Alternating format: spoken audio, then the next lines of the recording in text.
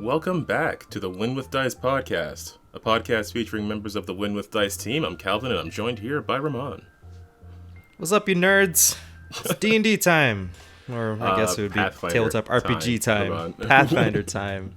I do that so often. Yeah, I know. I think we damn talked you, about it Dungeons and last Dragons. Because it's like... Damn you. It is the Kleenex or the Q-tips of RPG brands. It's the reflexive thing that you go to when you're describing the entirety of the concept. Yeah, you know what? I should say... Yeah. We should just say it's time to roll some goddamn dice. That's what we should say. Yeah, it's time to win with some dice. How about that? Of course, this is not just a D&D specific podcast, but it's a tabletop RPG DM tip podcast, including some campaign recaps to hopefully make it easier for you to, hop on the other side of the screen if you have an interest in it. We try to take a casual approach to running tabletop RPGs. A lot of people treat it like something big and complex, and it's not nearly as complicated as people might think it is. So that's why we try to be cool and candid about it, and that's the whole point of our podcast. Of course, if you have some specific thing you want to ask about with regards to running your own tabletop RPG, if something's tripping you up or something making you nervous, drop a comment with it below, and we'll see if we can squeeze it into an episode. You can also find us on Twitter at WinWithDice, and of course, all that YouTube stuff that you do if you're on YouTube. Other than that, let's get into the episode. So we do have a couple of campaigns to talk about, possibly 3 if I feel like squeezing mine in. I might save it for next week or a week after that, but we did finally get to play our pirate game, which we've talked about a million times on here, as well as another Lost Mine of Phandelver session that we just did online yesterday, which had some really interesting combat. I got put on the other side of a dragon fight, and I realized the fear that I put in people. I feel just slightly bad about it now.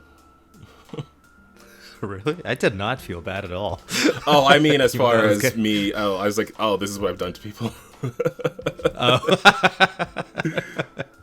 Yeah, but before we get into all of that, it's that time again. Yes.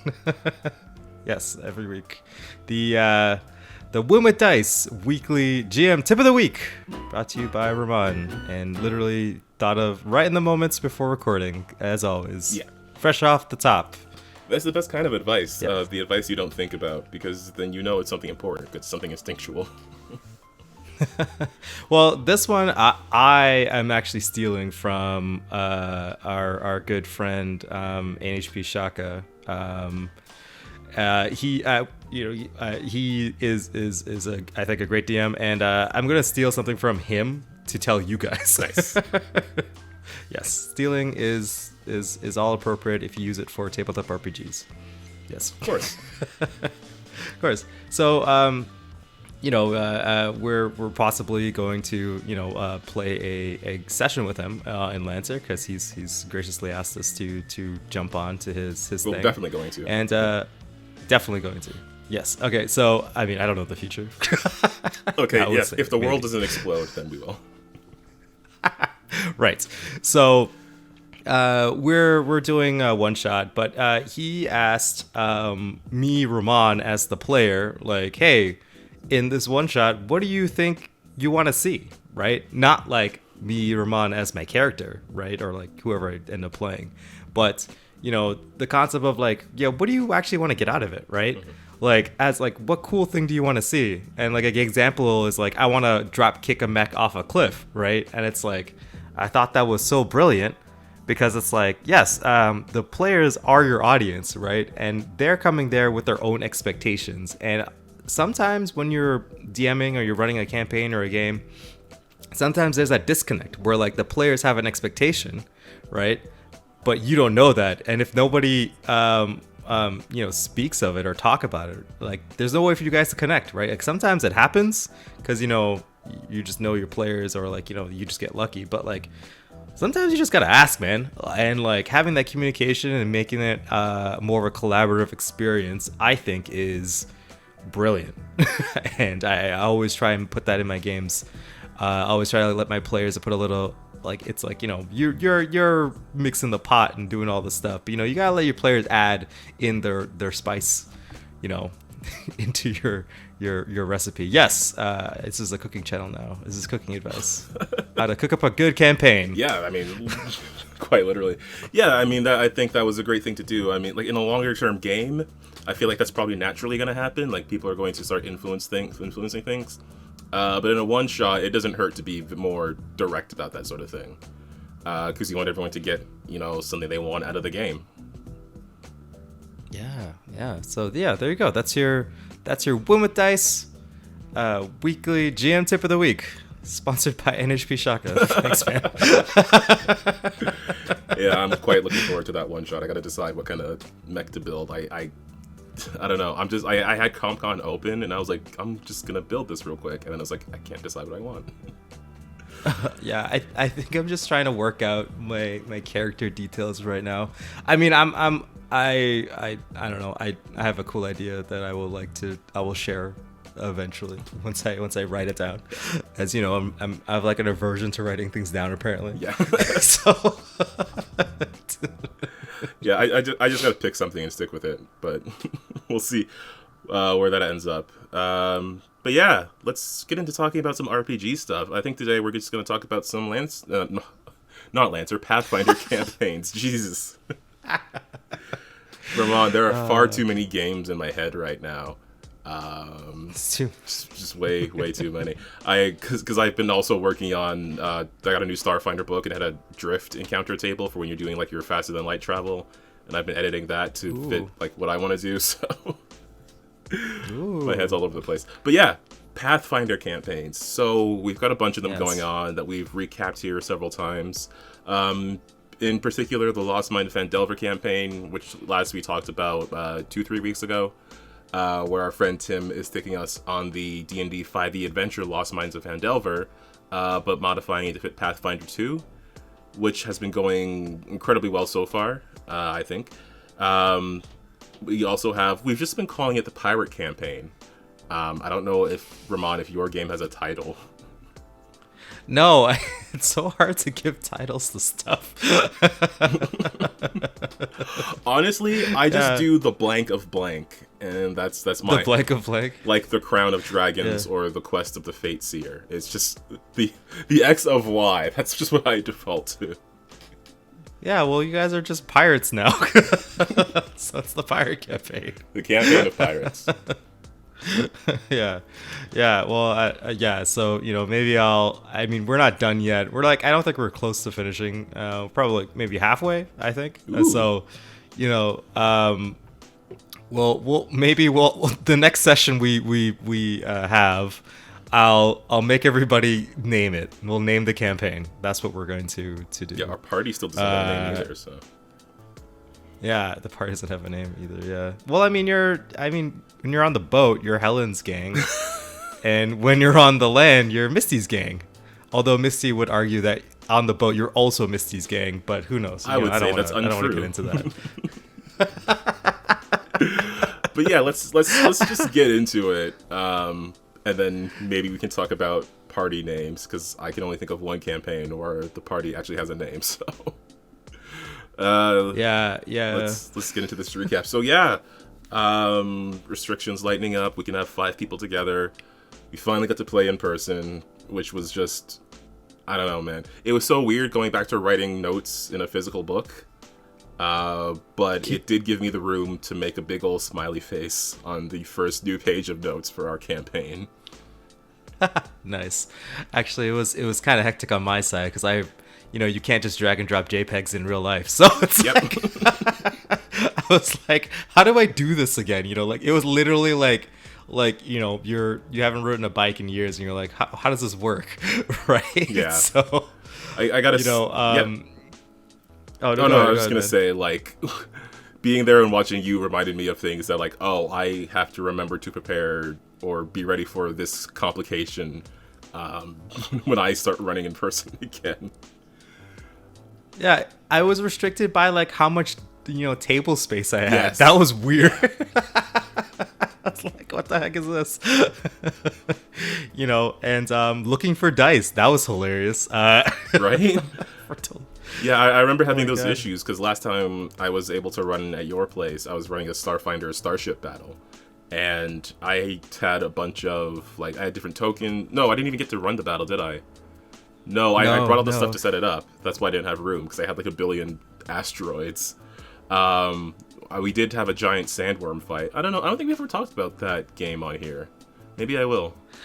But we did have that giant worm fight near a wrecked ship. Right. And then, I had a bunch of stuff for a space battle against a giant creature. And that's a bunch of asteroids and stuff. But we didn't get to do that. So, when we actually get to do that, I gotta, be practical about the physical space now. But on a bit of a tangent there.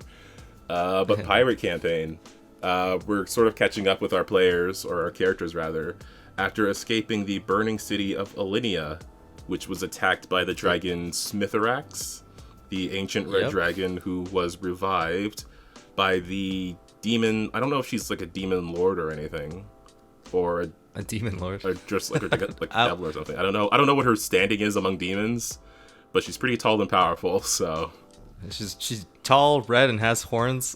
She looks pretty demonic to me. Yeah, but who knows what she actually is? She's a scary giant lady, Mistress Sonata. Yes. Yes, and her lackeys. Well, I mean, they're all dead now because PCs happened.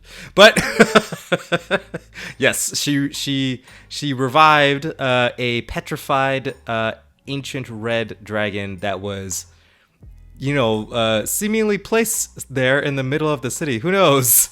I think Smitherax was encased there, and then the city was probably built around it because people forgot that it was actually a dragon.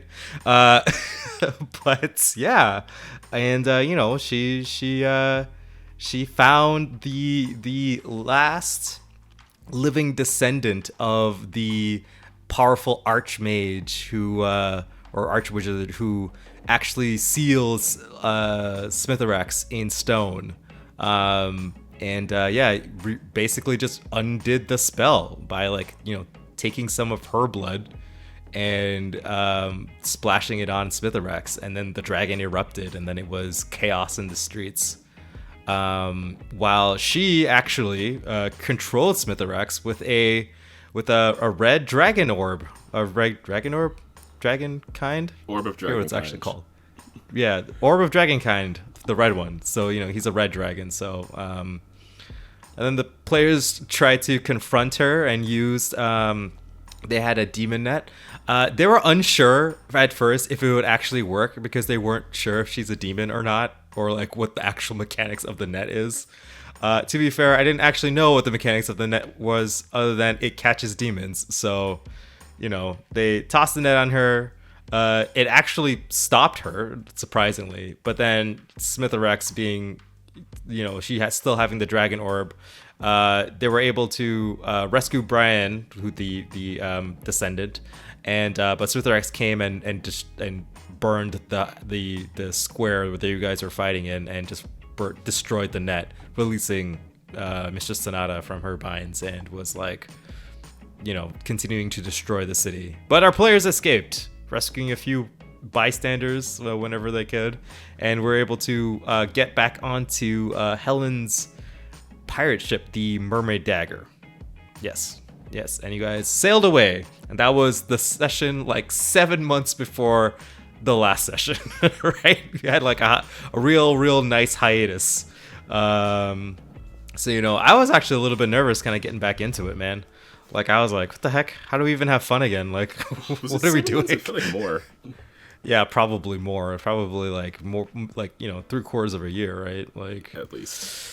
But yeah, at least finally hopping back into this, and I guess it was a good point too, because there was a lot of catching up and figuring out what to do next that we had to deal with,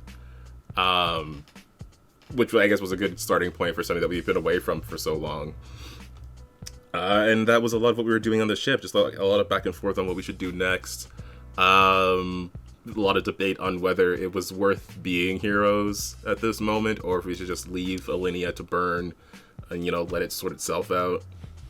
I know. I thought it was so funny. The crux of this whole campaign, by the way, is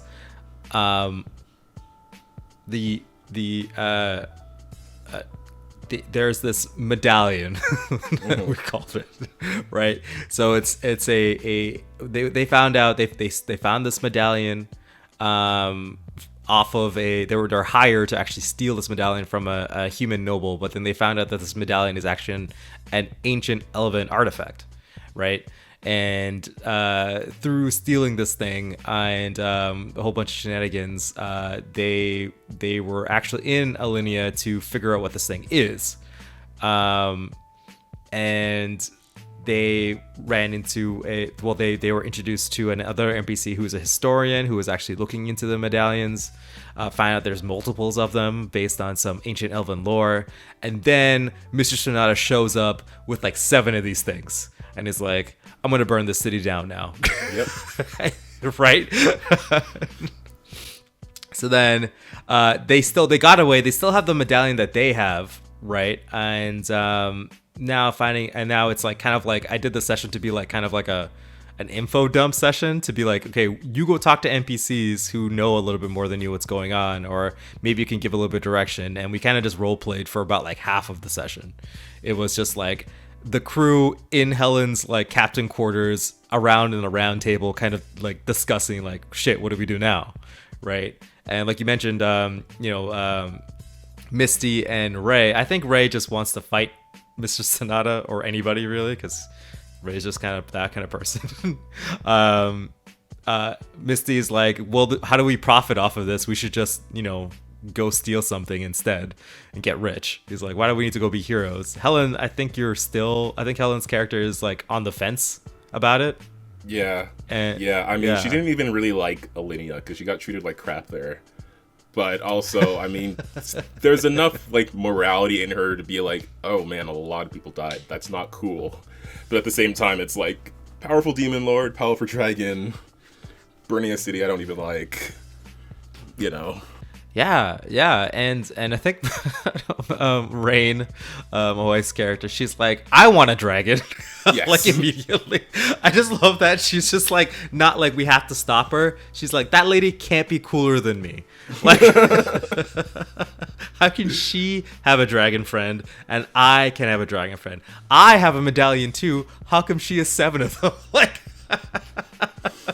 yeah, we gotta show her who's the coolest around.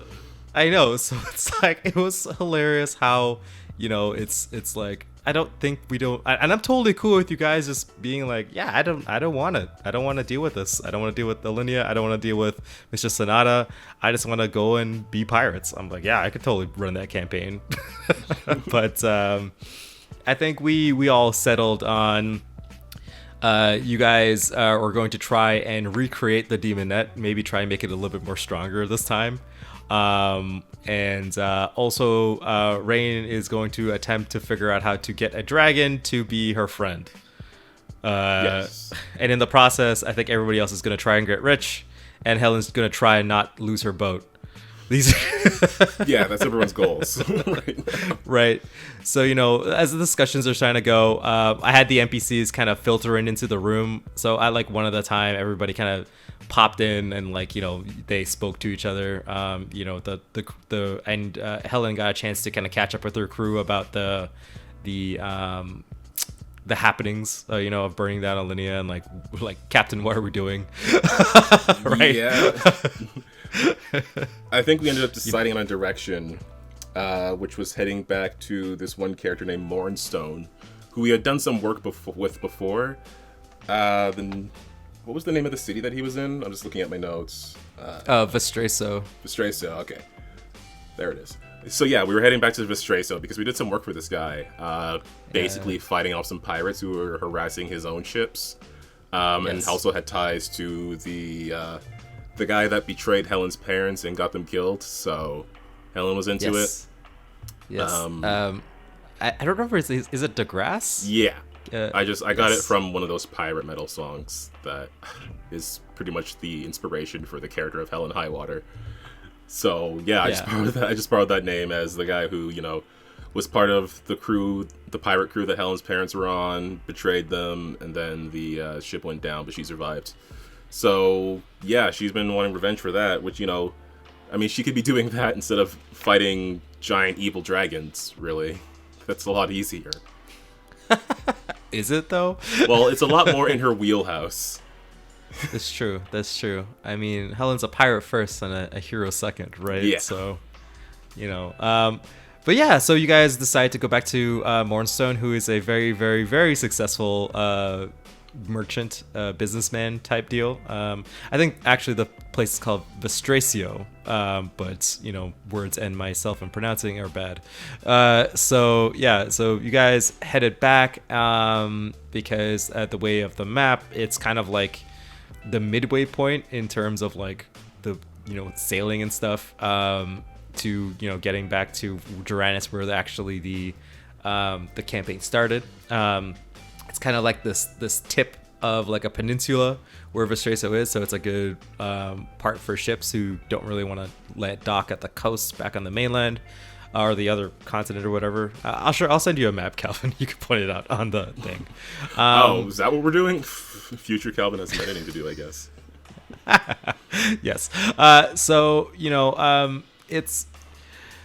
It was good. I liked getting back into the seat of like, what are these NPCs, right? And their stance and stuff. I had to do a little thinking about like why it like, how does everyone feel about it, and like are they even still trying to complete the quest, I guess, or try to stop Mistress Sonata, because like, or I guess avenge Mistress Sonata, because the city is burning currently still, probably. I mean, it probably would take a while, but like, yeah, it's like the city's destroyed, so their home's destroyed, right? But then it's like, I don't want to go back there and just get burnt alive, right? It's a fucking dragon, right? So it's like, it was a little hard. But yeah, before you guys were able to get to Vestracia, you guys got attacked. A sudden storm kind of moved like unnaturally across the waters, and there was a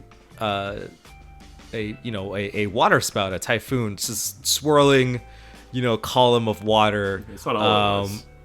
Yeah, it wasn't all it was. It seemed to be sentient, and it moved towards your boat, and then all of a sudden, from the columns of water, sharks! It was a Sharknado!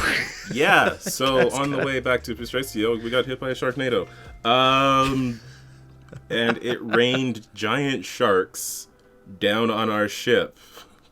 Yes, which was hilarious, because I think while I was describing it, everybody was like, is that a Sharknado? And I was like, and then you see a great white, and they're like, it's a Sharknado. I was like, oh man. That's still damn stressful. You movies. Yeah, so it was cool because everyone's a badass, and who are great sharks to you guys? Like, great white sharks. I found very quickly that you guys are really strong, and I guess you guys are like level 5, 6 now, right? Five. I'm gonna 5, yeah. So I know those great white sharks are only CR 4, so it's like, or level 4, so it's like, it was appropriate, and you guys dispatched them appropriately. So it was kind of cool. Add the sharks. So the sharks actually just swam through the air. There was something magical going on with the typhoon and this whole kind of rain. So as the fight kind of happened, sharks would spawn out of the typhoon, or the water spout, or whatever you call it, the whirlwind of water, and it would just move around. But also it would also cast spells at you guys as well. And you guys quickly found out that inside of the swirling vortex is like, it was a sea hag. Mm-hmm. And the sea hag was, controlling this typhoon and summoning these sharks out of the water. And the sharks were actually like diving up into the clouds and plunging forward, like it was like reverse, because it was like, instead of like diving upwards and breaching, it was like breaching through the clouds, and it was kind of epic. I think everybody had a cool moment. Unfortunately, I think Misty Fastfingers was rolling not so hot, and a lot of times she missed out just one more point onto the the attack, she would have hit, but she missed a couple times, but she got a couple stabs in. My wife Rain, maybe I made her abilities a little bit too powerful because my wife really likes the idea of like she's into fashion and stuff like that. So I made a whole bunch of like druid garbs, I guess. I forget what I actually call them, but she had one where it was like she puts on a dress, like the dress is like made out of these chitinous plates, and it gave her like basically she's like wearing full plate, so she was able to tank a couple spell attacks too. Actually, she got attacked by a couple of acid arrows from the hag. The sharks tried to bite her and she just kind of brushed it off.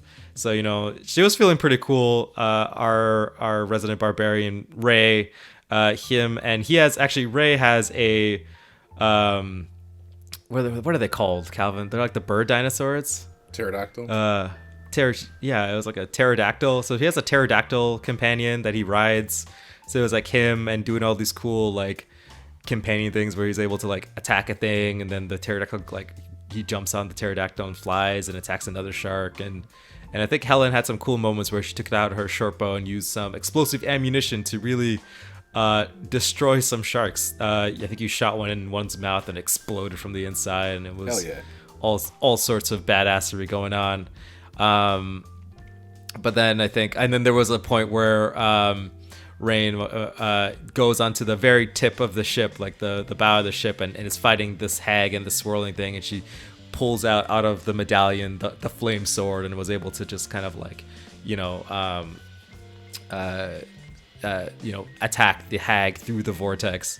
And I think the final killing blow was done by is it Pedro? I think Pedro was the name of the pterodactyl. Yeah, Pedro the pterodactyl. So it's like Pedro went and snipped this hag in half and bisected it, and it fell into the water. All the sharks who were flying at the moment just kind of fell out the sky back into the water because the magic was over.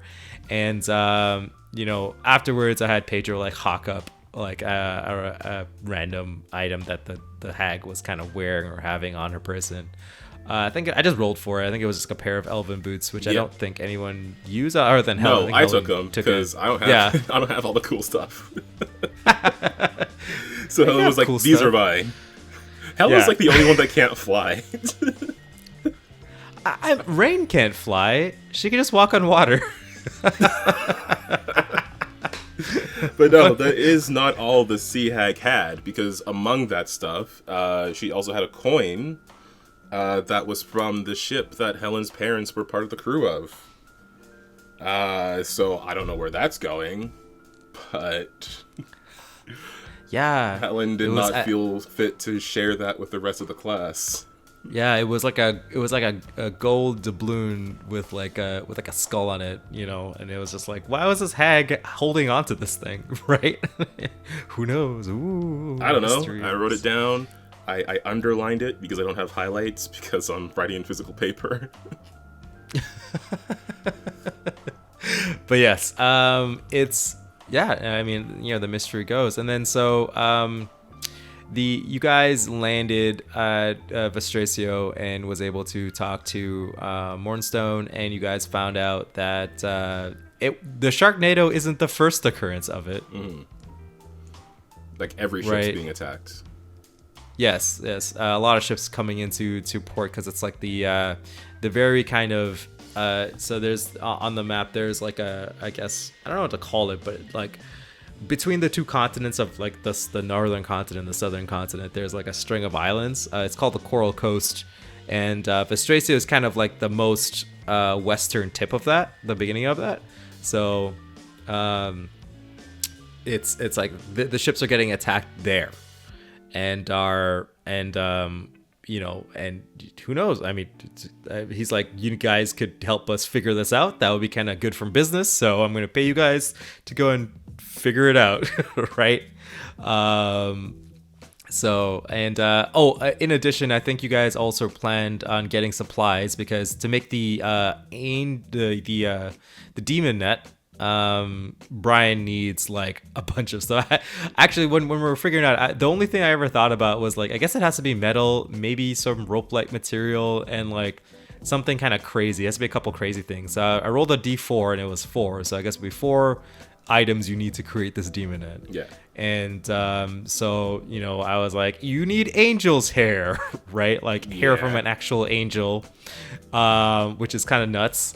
And then somebody's like, Rebecca, Missy's player was like, you also need rope. Rope seems easy. We should get rope. So I was like, yes. High quality rope. Yeah, it was high quality silk rope, right? Which is not out of like the wheelhouse of just being able to get. I also thought like, okay, it needs to be metal, right? So I was like, it has to be mithril, right? So you need to get like, you know, high quality mithril to create, because it's like really light. It's a really light chain net, right? As well as and then it was something else crazy. It was like essence void or essence of nothing. I wrote down both because I don't think I know what it was. I don't know what that is. Like Calvin don't know what that is. Helen sure doesn't know what that is. Right. All these crazy esoteric things. It's like, you need to, you know, I like having that because it's like a net that's able to catch a demon. Full stop. Yeah, so, like it's incredibly powerful. Yeah. So I get that it's gonna be like really hard to do. Yeah, so you know, you guys decide. So to get those kind of weird items, you guys have to go to the Witches Market, which is it's an actual place that is kind of all over the place. It's kind of like I would say like either an interdimensional pocket universe for like witches and fays to go and trade their wares. You know, it's the witch market. Think about like a you know a what a magical flea market would look like. It's that. Yeah. But to find it, the problem is, you know, when you're there, it's easy to find weird shit, but it's like actually finding how to get there is the issue. I mean, if it's you know, everybody doesn't want anyone to go there, right? It's only like people who are able to find it. So you guys are on the hot trails of figuring out how to get there, so you guys can do that, because Brian was only able to visit there once, and that's why she was able to make the demon net in the first place. But the locations of its entrance always shift, and it's hard to figure out where to go. So yeah. So and that's where we left it off. It was just kind of that. I think every time you guys stop into Mornstone's, you know, I guess it's merchant place, like he has the ability to get like a whole bunch of magic items, right? Because he has like a trade network essentially. So I populated his shop with a bunch of randomly generated magic items, which some people weren't taking to, and I was like, I guess that's how you generate magic items, right? It's like sometimes you're like, I don't really want any of this stuff, which is fair because you guys have some pretty sweet loot already. So yeah, I mean, I did get some stuff from him. I got a skeleton key because I was thinking like, I'm the rogue here, so I should probably be prepared to do some lock picking. I mean, maybe. It'd be a good idea, yeah, for sure. I should probably put some locks for you to pick then. I don't know where they'll be, but I was like, yeah, if anyone's gonna do it, because I guess I was just thinking about it because of other campaigns where there's sort of that gap of not having a rogue, and then you don't have a person to do the specific rogue tasks that come up. So I was like, yeah, I'll be prepared for that in case they come up, because someone has to be. Yeah, definitely. I mean, you guys haven't actually just gone to a dungeon. Not yet, at least. I assume it's going to come up because we've been talking about other stuff that can come up, so.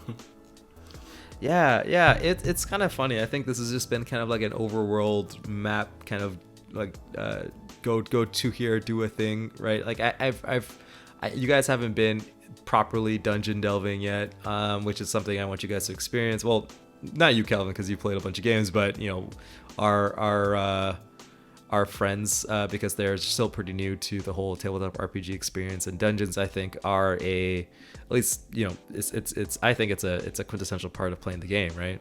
It's like half of the Dungeons and Dragons, you know, fight a dragon in a dungeon, you did it. Well, that's the whole thing. Presumably it's also like half finding a path or whatever. Yeah, right.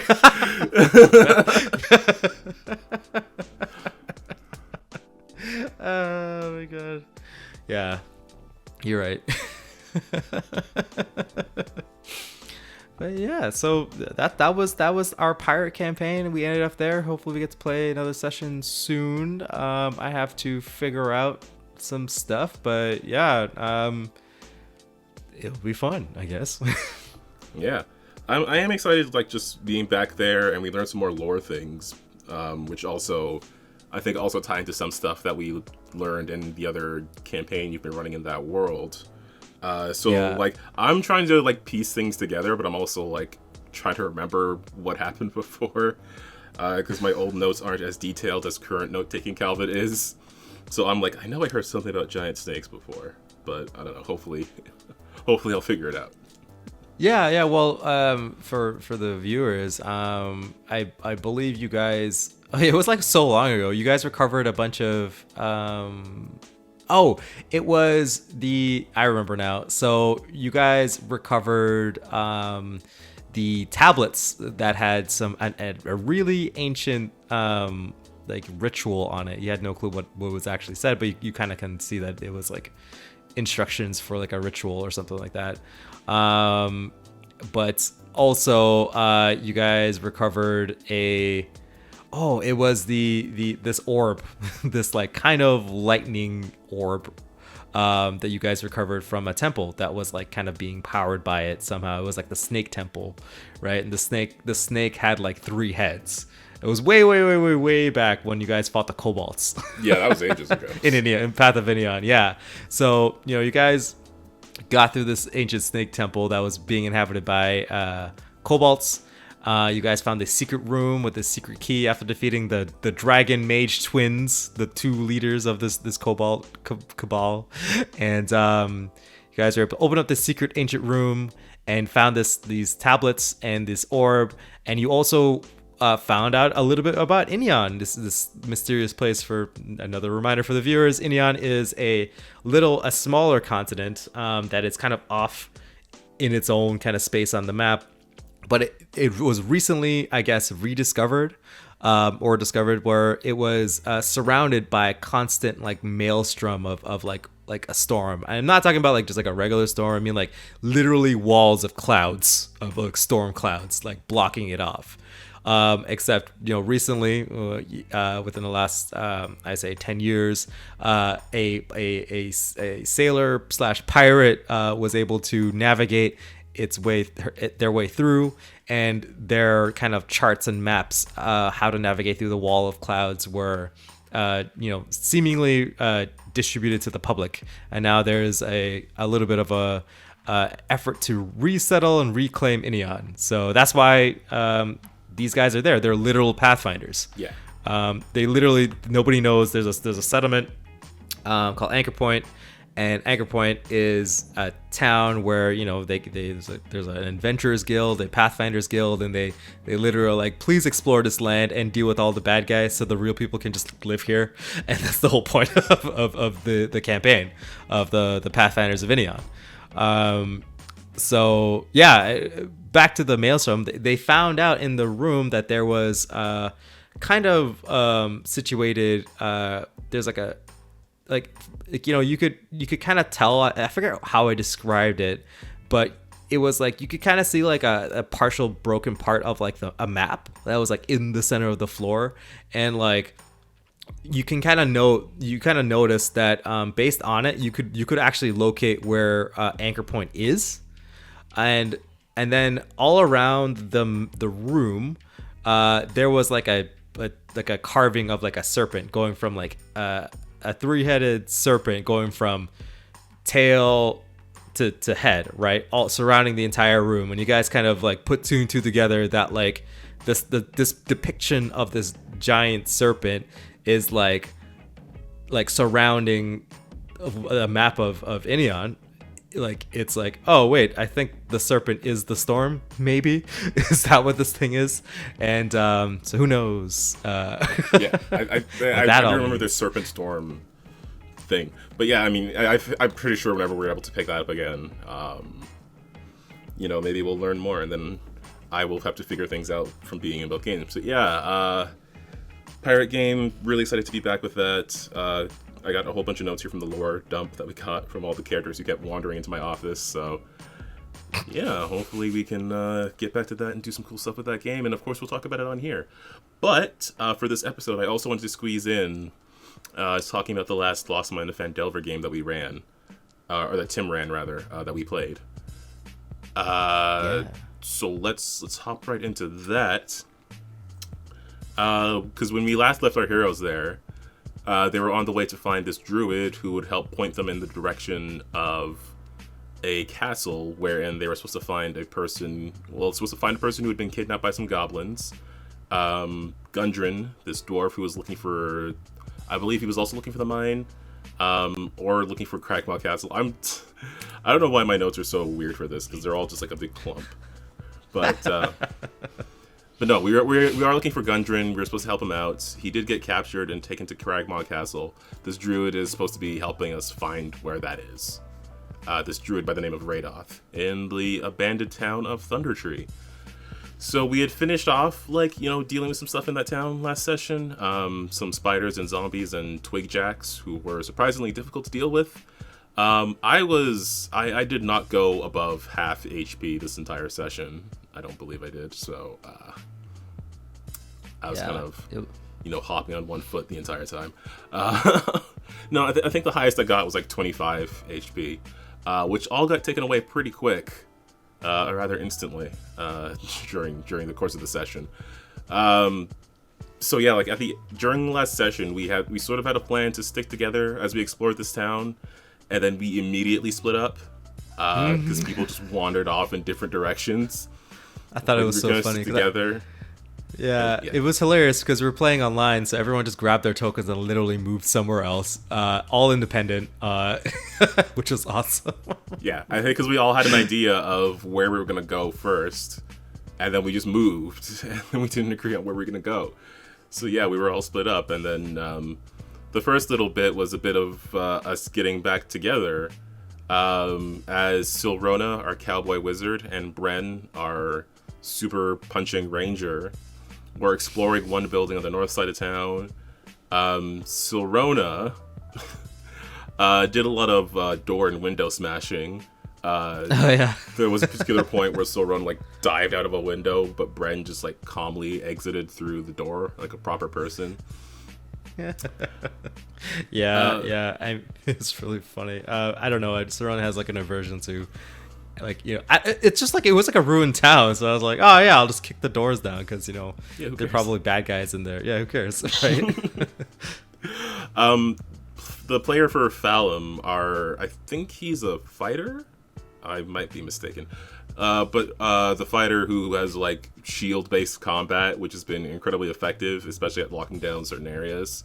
The player wasn't able to make it, so Falum at the time was severely injured in his leg by one of the explosions from the twigjacks.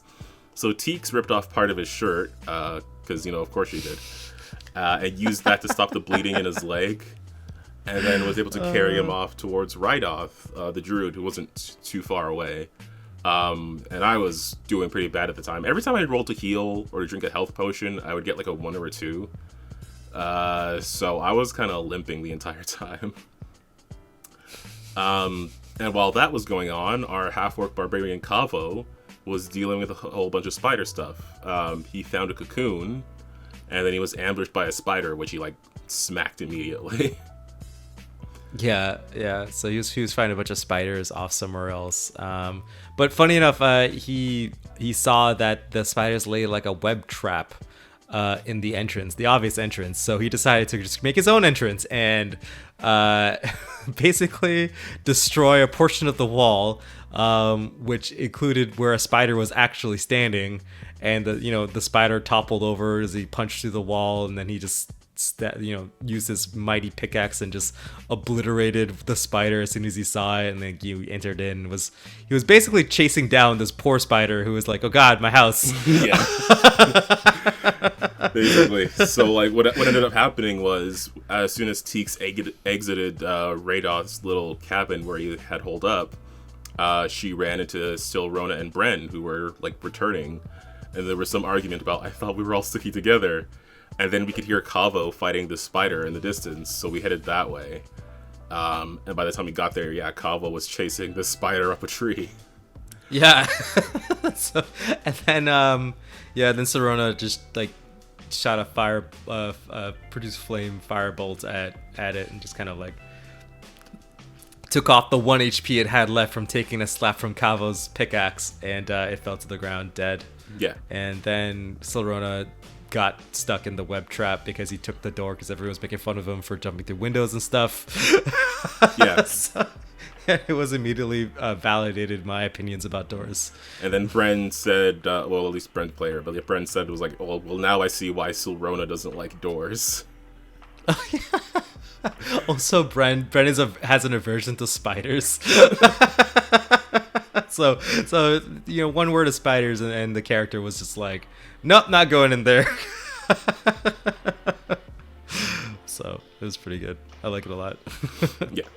So we found like a body of a male elf in there with some armor and a short sword. Part of me wanted that armor, but it was studded, so it was metal, so I can't use it because I'm a nature read druid. Okay. And I guess we were all too respectful to take it, but we did take the short sword at least. Yeah, mostly I just didn't want to take armor off of a mummified corpse. I was like, that's weird. Now you think about it, you just find some dude with some bones, and it's like, oh sweet, look at his armor. You take it off of him. It's just like, yo, that's been there for like so long. It's probably really gross. Like, I don't want to touch that because again, Tim's game's like mad realistic about bodies and fluids, and I'm like, yeah, you're right. I don't actually want to touch that. Yeah, I was about to say, like, that's something that normally you might have just blown off as like, oh, here's some gear. But with the way Tim's been doing like details in the game, I guess you think a bit more about, oh, that's been on a body that's been in a spider's cocoon for who knows how long. Yeah, it's probably a little disconcerting to take their armor off. But yeah, so we dealt with that. The party was back together, the unnamed party, so far, and we headed to start dealing with some more of the buildings, because there were some of them that were like, they had collapsed in a way that we could see inside, but a lot of them were still put together. And we were fully aware that there was a dragon in the wizard's tower towards the north, so we were, I guess, giving that a bit of a wide berth. As we moved on to the next building, where Sirona kicked down the door, of course, and then we saw a few zombies inside, which were, easily handled. Not too big a deal. I finally got to use my Disrupt Undead, which I had prepared because we've been dealing with a whole bunch of undead stuff. Oh, nice. Yeah, that's awesome. Yeah, so mostly kick doors down and run away immediately. Like, yeah, because like you're still a squishy wizard. I don't know why you're so bold, but I don't know, because the whole like cowboy aesthetic. I think in our Discord chat, I use a bunch of Clint Eastwood like gifs all the time to reference Solrona. So it's kind of like I had to keep up like the badass appearance, but like actually I can't take a hit. Which, funny enough, when we were like moving around, making our rounds to the other locations in the town, Sirona tried to kick down a door, but it was actually barred from the other side, and I actually don't have any strength, so I just immediately just bounced off of it. Yeah, basically. Yeah, you tried to kick down this door. It was reinforced, so Calvo managed to smash a window and heard some shouting inside. There was some discussion, and then we were eventually able to get the door open, where we met some people in black cloaks, who revealed themselves to be the Cult of the Dragon, which Calvo was not very happy with, because they were followers of a chromatic dragon, which are, the evilish kind of dragons, and Calvo follows a metallic dragon, the good guy dragons. Good in quotation marks. As good as far as dragons go. I mean, they're pretty good, I think. I think they actively try and fight bad dragons if they can, or aid heroes trying to do that. They're like the good guys, kind of. I don't know how good dragons are. I mean, they must do bad things sometimes, because they're still dragons, right? My one rule is never trust anything big enough to eat you. So that's a good rule. So, yeah, Calvo was immediately suspicious of these guys, with good reason. as we would soon learn. They claim to be there to meet the dragon, learn its intentions, and perhaps be of service to it. So we made an agreement to all go see this dragon together. We offered to sort of be protection for them. And I guess we kind of hoped that with them along, we might be able to better negotiate with this thing. Or at least that's what I thought. But of course, Same. as we reach there, we see the dragon pulling itself up out of the tower, just crawling up out there, being all majestic and magnificent. And then the cult leader immediately turned on us. Who would have thought? I did. I mean, these guys look bad. You know what I mean? Like, it's like they did, but then I thought, just looked I guess like they're an just evil cult. I thought they were just, fanboys or whatever. So it's like, okay, well, we'll talk to the dragon still. We'll at least have these guys around. They immediately were like, hey, dragon, we brought you some food. As a sacrifice. They bought gifts, but they also bought something for the dragon to eat. And then the dragon looked directly at my character being part sea hag, and then was like, I'm not a fan of seafood. And Teeks, of course, like, she's from like small coastal areas. Like, she's never seen a dragon before, so she's freaking out. Bren gave her a comforting pat on the shoulder, which was, nice, very well appreciated. And then combat started, which I wrote here with an exclamation mark. So we were fighting against these 6 cultists, and the dragon was just up on top of the broken tower, just chilling. So things weren't going super great at first. The electric arc that Teeks fired didn't do a whole lot. Bren took a shot, but did pretty low damage. And then Silrona... what did you do, Ramon? How about you describe those events that happened? So we had found a scroll of fireball in I think it might have been in the Red Brand's lair. I think it was Glassstaff's scroll of fireball in some of the loot. So Silrona's like, yes, this is mine. And I think they were all the cultists were bunched up because they were presenting the stuff to the dragon. Yeah. So I was like, yes, this is finally the appropriate time to use this. So Silrona pulls out the scroll and launches it, but because fireball is it's a burst, I think that's what it's technically called. It has like a radius. We had to figure out. It was a radius of 20 feet. So then we sat there for a while doing trigonometry to figure out the actual size of this thing, because we wanted to know whether or not to hit the dragon too, right? Because I was like, we're gonna have to fight this dragon. I might as well try and get a sneak attack in, right? Right. He didn't notice, which was a one. I wish. To be fair, I wish I didn't do that, because me as like the player Ramon knows that green dragons are like out of all the chromatic dragons, they are the easiest to talk to. Like they probably won't lie to you so much. They're really just kind of driven to do like one thing essentially, right? It's like they're like the scholars of dragons essentially, yeah. Like the green dragons. So I was like, we can probably talk this guy into like chilling the fuck out, right? Like we'll just give him something, right? But Kavo was like, nah, we gotta kill this thing. And I was like, all right, do I want to talk to a dragon or do I want the glory of killing a dragon? Let's try and kill this dragon. right So popped out the spell. All the cultists got annihilated pretty much, because I think it was the first time anyone has ever experienced a fireball. So that happened, and it was kind of nuts. All the cultists died. The dragon got hit, but then the dragon rolled. They rolled, and it got like a 27 or something like that. And I was like, from that reflex save, I was like, oh no, I think I made a grave mistake. Yeah. Yeah. Yeah, maybe. This thing's stats must be off the charts. So yeah, the dragon incredibly saved reflexively from this fireball. Majority of the cultists were just incinerated. Kavo also managed to kill one more, so there was one cultist left who was looking pretty bad. This dragon, who went by the name of Venom Fang, was particularly focused on Silrona.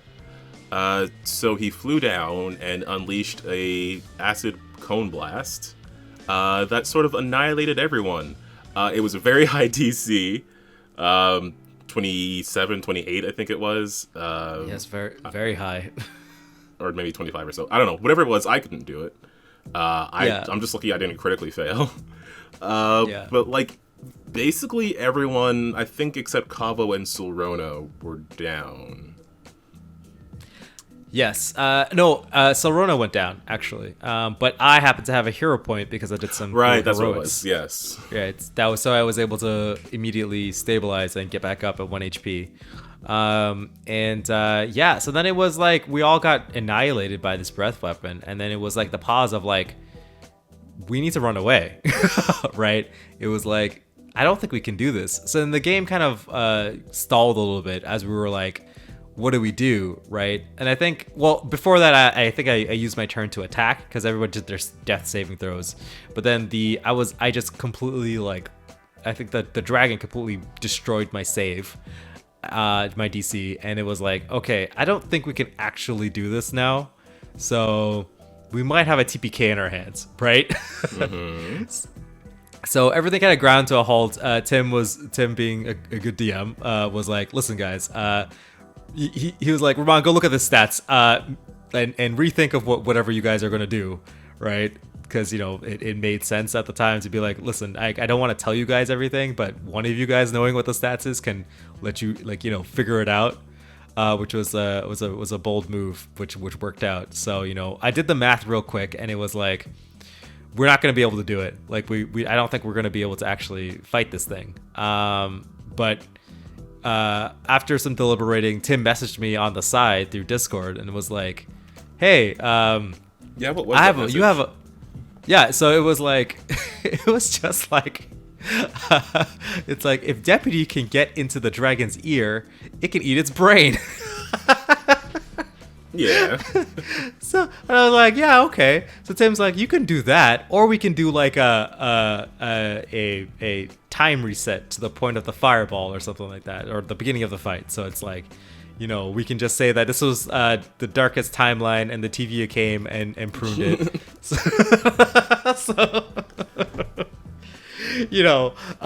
But he also gave the other option of like, you can fight this thing too. Like, where he's not going to stop you, but he's going to give you the choice, right? So, and he gave us like I think a thematic way out, which was like, it was still not guaranteed to work, but it was going to buy us some time, I think. So, it was kind of like a cutscene moment to give us a little breather to try and rally the team back together. We did it. We went for it. So, we did some rolls, and Deputy, my little rat mouse familiar, kind of scurried its way into the dragon's ear because, it's a big ass dragon and it's a really small mouse rat thing. So, it got in there and started like attacking the dragon from the inside, and the dragon like flopped over and was like, get out of my head, you know what I mean? Like, because this thing's crawling in its ear and it can't get to it because it's like has like big dragon claws meant to kill things, not to finally take mice out, flick its own ear, right? So we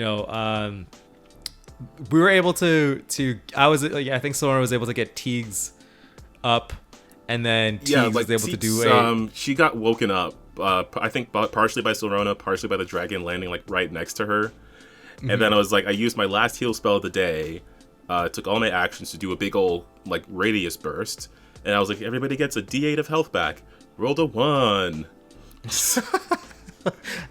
To be fair, that's all that mattered, because the dragon I got everyone back on their feet, damage. But it's still like, we were one shot anyway, right? So everybody kind of did that. I think some people cracked healing potions to try and get people to get some more health and spread out a little bit in case of like another breath attack. But then we got Cavo back up, our resident barbarian all around smash man. Mm-hmm. And we're doing the math, and I was like, Cavo, you need to just roll nat 20s to beat this thing. Like there's no way we can do like an extended fight, like because Kevo's using a two-handed pickaxe that has, I think, the deadly feat. So every time he gets a critical hit, the damage just kind of explodes, right? Yes. So he goes from like doing like, I don't know, like 14 to like 60, right? So it's like exponential. So we're like, Kevo, this is all up to you. We need you to land a crit. I was hoping for 3 crits in a row, but Corey, Kevo's player, we got one nat 20, which was spectacular. The table erupted, and we're like, yes, we can do this. So Kevo plants his pickaxe in the dragon's back. Everybody else is trying to scurry away, taking pot shots. Deputies, gnawing at the dragon on the inside. And eventually, it was kind of scary for a moment because Kevo whiffed another round, but there's the dragon's being attacked on the inside, so he kind of wanted to get away. So he used all his actions to try and leave the situation. But we did just enough damage, I believe, to get the dragon to half HP, and that's kind of like from the storyline, like the Venom Fang is like, all right, enough of this, I'm gonna leave, right? Yeah. It's not worth it. So he did. He ended up retreating, and then Deputy fell out. But yeah, with a flourish and a spin, he kind of just like dislodged Deputy, and Deputy fell like 30 feet and did the whole movie fall from the sky, hit all the trees and branches and hit the ground. Kevo tried to catch him, but it was like like just missed him. This poor little mouse lawyer. Who saved our butts from that necromancer. Saved our butts from a dragon as well. Yeah. Who's now Deputy the Dragon Slayer. Pretty Dragon basically. warrior. Deputy falls from the sky. He's dying. We're all very worried. But between Teeks and Kavo, because Teeks just stabilized, Kavo like poured an entire health potion all over this rat. Just douse this rat in health potion. And we were able to get Deputy back up, and we succeeded. We defeated, I mean, for now, Venom Fang. So yeah, like I don't know. I mean, how else could this have gone? It was just a spectacular finish to this adventure. Like, we got saved from this powerful dragon that could have wiped the floor with us. We got saved from it by not only Kavo's massive damage, but the fact that Deputy was in there doing all these little bits of damage to it. I mean, we got saved from a giant dragon by a small little rat. The dragon flew away and swore vengeance, so, who knows when that's gonna happen. Hopefully a while away from now, because I need to heal up. Yeah. But yeah, I mean, what a spectacular ending, though. Like, I'm not gonna lie, I was saving a first level spell slot where I had Pest Swarm prepared. Really? I was like, out of there. Yep. Yeah. If it came down to it, then there was a couple of rounds where I was like, well, I'm just gonna leave. And if Deputy wasn't up in there, I probably would have just left. Well, I mean, yeah, to be fair, I thought the plan going in was Deputy was gonna attack this dragon from the inside, and we're gonna be able to cheese it away, right? I mean, I love Deputy, but also, like, if he's gonna sacrifice himself defending us from a dragon, I think that's a good way to go out. Wow. Yeah, only because Deputy has that Clint Eastwood kind of energy, you know what I mean? Like, he's still Sorona's familiar, and Sorona would definitely go out in a blaze of glory fighting a dragon. So also, like, I mean, mechanically, like, I can just get another familiar. You can get another familiar, but you can't get another Deputy.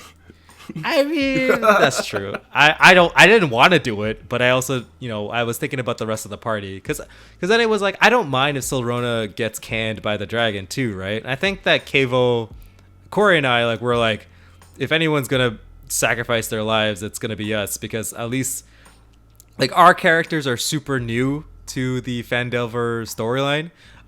Teagues and Brian were there from the beginning. So not to break continuity, I was thinking with my DM brain, I was like, at least one of these two jabronis needs to get the heck out of here to continue the story.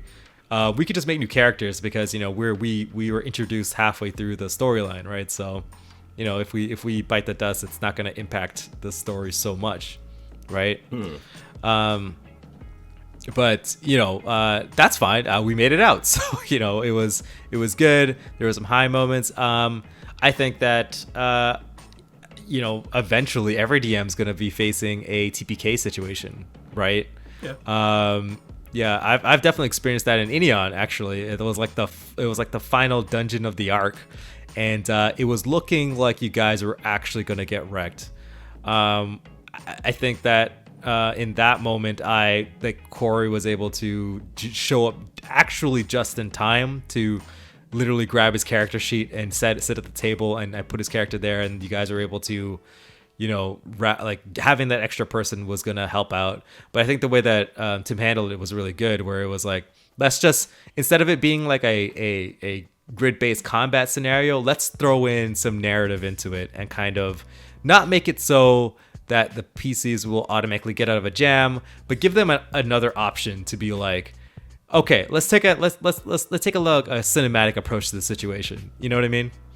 Yes. Yeah. So I mean, like that's what I really like about like how this thing ended, because there's like it's a bit of a Pyrrhic victory. We won, quote unquote, but there were consequences. We could have lost Deputy. We certainly have a dragon who's going to come back for vengeance, and we know how dangerous this creature is. Like, that's, I think, a great way for that to have ended. Like, you win with consequences. That's going to be the name of our second channel. Win with consequences. But yeah. With consequences. That's pretty good. But yeah, like I think it turned out great. I think we, I don't know. I really like the way it ended. And then we did some looting after that. Found some gear, found some potions. I'm very curious about that axe you found. That's like really good against wood creatures, but might have some temptations towards destruction. I don't know. And then a potion of flying, which I might get some use out of. I don't know. But yeah, like cause I don't know. I had that spell. I was so because I had another I had a flaming sphere as well that I really wanted to pop off, but I spent so much time doing like stabilizing that I couldn't really do it. Yeah, it's unfortunate that, I mean, the thing, once you have the ability to heal, it's like I have the responsibility of keeping the players alive, because it's like I'm the only one who can do it. Yes, right? Yeah. So it's like you're kind of running team support, and that's just kind of how that goes sometimes. But yeah, I don't know. It was fun. It was crazy. It was like a tense couple minutes there. But yeah, we came through, and everybody is still around, and Deputy got a hero point for being heroic. So the Cavo, and we leveled up, which is good, because I think if that dragon comes back, we would be at the appropriate level to fight that thing. That's the thing we should probably unpack, is like, because Tim is running a game in, like, a game that was a campaign that's designed for 5th edition, but we're running it in Pathfinder. I knew this was going to come up eventually, where the numbers won't add up exactly, because a young green dragon in 5th edition is very different from a young green dragon in 2E, yeah. Pathfinder. Yeah, 2E, right? So, and because D&D's flattened math, it was more likely for us to hit this thing, and it probably had more HP in the 5th edition version, but in the 2nd edition, it's the scaling is different, right? You really aren't supposed to be fighting stuff that is like the I guess the range, the level range is that if you're a level 4, you can go 4 levels up and 4 levels down of the things that you can fight, right? So like at that you're able to fight a single boss, like a 8th level creature is a challenging boss encounter, single boss encounter for a 4th level party of PCs, right? Right. So we were third level. We were very close to fourth, right? But that little bit to get us to get that extra point into hitting or saving would have made the difference. And like the amount of HP everyone had would have made enough difference to some, like half of us being, instead of getting all wiped out, more likely people would just be still standing after that fire breath. Like Teague's probably would have been standing, and Sorona definitely would have gone down, but Sorona would have actually saved the poison attack, because when I rolled, I was a point off. There were so many instances where the DC, we were so close to, we would have to roll high, but we actually lost out on 1 point. Like I think it was more than like 5 or 6 critical moments where it kind of sent us in the death spiral, where if we were one level higher, it would have made all the difference. Yeah, I mean, like if I had one more turn on my feet, I would have been able to get the Flaming Sphere out. If I didn't have to worry about stabilize and heal so much, so I could have gotten that out and maybe done a bit more damage. Yeah, we wouldn't have wasted around where everybody's trying to do recovery rolls from being knocked out, right? Like just little things like that. So, that just happens, right? So yeah, like, I mean, yeah, and it's just the game. 2 different games, trying to smash systems together, running a thing. So you just gotta kind of, if you're converting stuff from 5e to Pathfinder second edition, just kind of make sure that the like if you're just taking the Pathfinder equivalent and putting it into the story, just make sure that the levels are appropriate. Because I think that Tim was like, okay, maybe I'll downgrade this thing, but it's like, you don't have to downgrade it. We were like, one fight away from getting enough experience to be level 4 and actually be mathematically able to fight this thing, right? So yeah. But that's the reason why I like Pathfinder too, right? It's like you fight one green dragon at the highest possible level you can, right? It's this crazy, horrible fight. But 4 levels later, you're just clobbering green dragons like it's nothing, like it's like a regular fight, right? So, I love the progression of that. So it's just like you fight something kind of crazy, it's a boss, but eventually you become the boss. you trounce on it, right? So yeah. That's kind of how it is. Yeah. That was the Lost Mines of Phandelver game. I like to call it in my head. I call it that in my head. As you should. Yeah, I think that was the best way for this to have ended. It's like something outside of our power range. We could very easily have all died. It could have been a TPK, but we won with consequences, and I think that was a great way for it to finish off. Yeah, another great game that I am excited to continue more of, and hopefully it was entertaining for people to listen to. Definitely like the point of these recap episodes is to get people like feeling the urge to play and run their own games. So I hope communicating how exciting these moments are does that, because definitely it was tense for me. Like I was thinking of my exit strategy, so hopefully it gets people wanting to put their players through that sort of thing. Yeah, because I'm like, it highlighted like Silverona doesn't have an exit strategy, and I think every character should have an exit strategy. So I'm gonna have to try and work that into Silverona's spell catalog to be able to just yeet out of there. yeah. I mean, I'm there like, if I turn into an insect, can I get out of here? that was my. Yeah.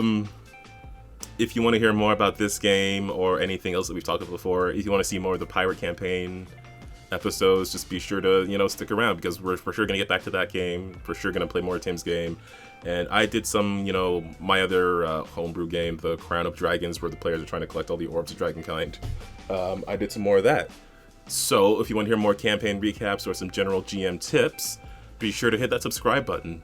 And also get that notification bell so you get notified when we upload a new episode or when we go live. We've gone live with Lancer a whole bunch. We've got some really great episodes in there. Last few episodes have been us against a bunch of pirates who are trying to steal water from a vacation beach planet. So you want to see us kick those pirates' butts. We showed up pretty loud, and we've been rocking pretty well so far. We even fought some giant monsters. So yeah, you want to go check those episodes out.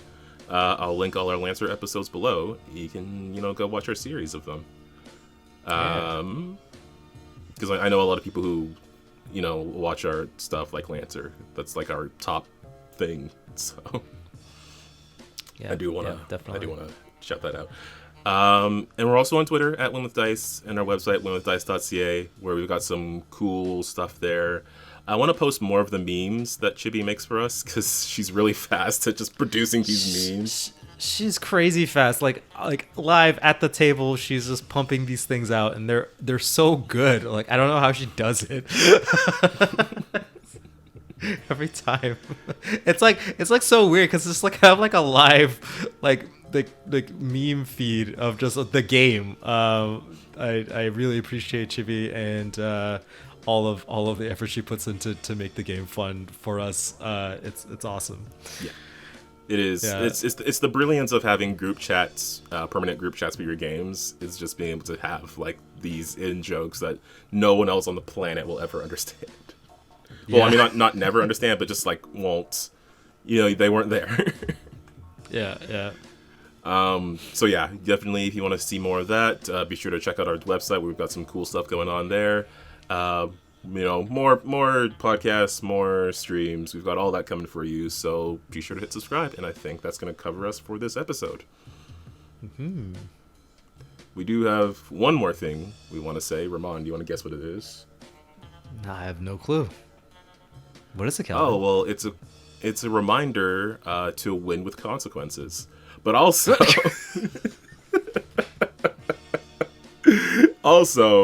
keep on winning with dice. And we'll see you next week. All right, see you guys.